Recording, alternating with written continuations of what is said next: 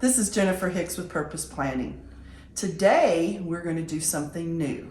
We have an expert here, Hans Federoff, with Lender Works Home Mortgage. He is a mortgage broker, and we get a lot of questions regarding mortgages. So Hans is a fellow Rotarian, longtime friend, and actually has helped me with my new home and mortgage. So I thought he'd be a great person to interview, and so welcome, Hans. Thanks, Jennifer. I really appreciate you having me on the show. Well, it could be a show. So today we're going to start with VA loans and conventional. We get this question a lot, and if I'm a veteran, I have the choice between a VA and a conventional loan. Which one should I consider and why? You know, if you're a veteran and you're eligible for a VA loan, you always want to look at the VA loan first. VA loans don't require anything down, and they don't have any PMI, which allows you to stretch your dollar a little bit further when buying a home.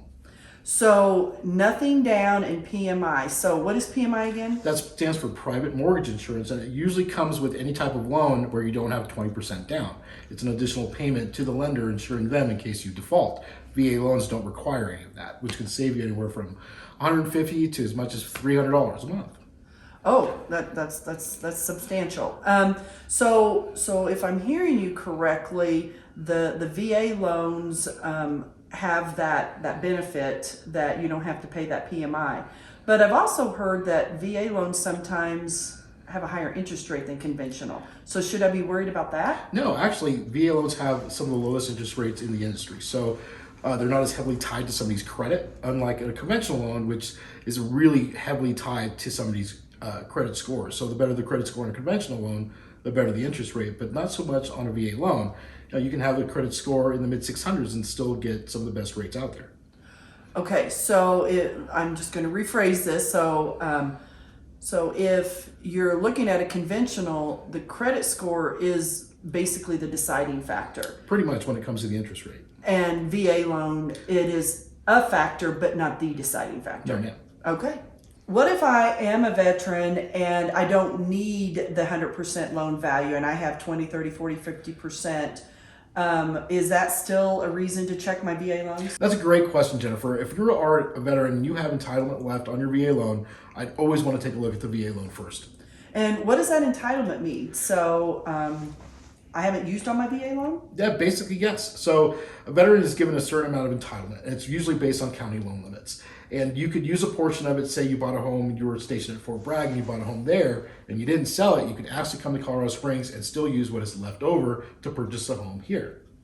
Well, that kind of leads into the conversation we had the other day about using your VA loans to build wealth. Absolutely. It's a great wealth building tool. You know, the VA loan actually allows you to buy up to a 4-unit property, so a fourplex with your VA loan with nothing down. So can you imagine having a house that you're having 3 other people pay for while you get to live in it? It's a great way to build wealth. Or another strategy that I've seen other people use is that they actually do buy homes at every duty station that they're at. So they end up having a small portfolio in different parts of the country. Oh, what a great idea. So if we're going to do the VA loans versus conventional, the next question that always comes up is fees. Yes, fees are important. So the VA loan isn't any more expensive as far as closing costs are concerned. Typically, our conventional loan and VA loan side by side, it's exactly the same fees, except for one. The VA does require what's called a funding fee, and that can be anywhere from 2.15% to maybe 3.3%, and that's actually financed into the mortgage itself. So it's not an out-of-pocket cost. It's just a one-time mortgage fee that you never really get to see. It's just financed into the mortgage. Okay. And so my last question is, you're a mortgage broker. I've used you. I've known you for a long time.